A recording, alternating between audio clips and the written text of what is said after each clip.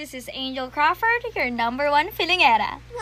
So, nakaka 2 years na rin ako bilang amateurista. At isi-share ko sa inyo ngayon yung top 3 wrong impression ko sa mga amateurista bago ako maging ganap na amateurista singer. Starting with number 3. May mga grupo ng amateurista na isang group sila. And then, sino man manalo, paghahati-hatian nila yung premyo.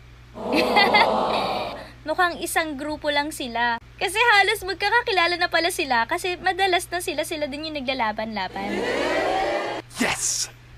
Number 2. Pagdating ng mga amateurista, akala ko iisa lang yung handler nila o yung manager or yung booker. Yun pala, iba-iba pala kada amateurista, may iba-ibang booker.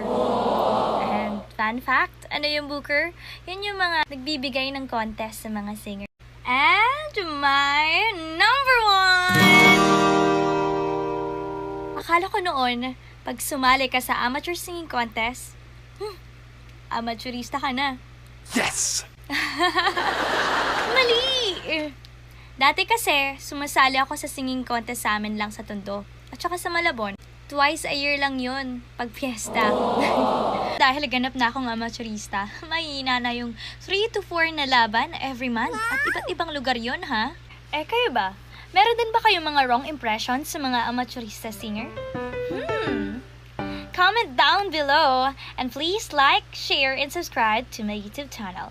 Again, this is Angel Crawford, your number one filingera.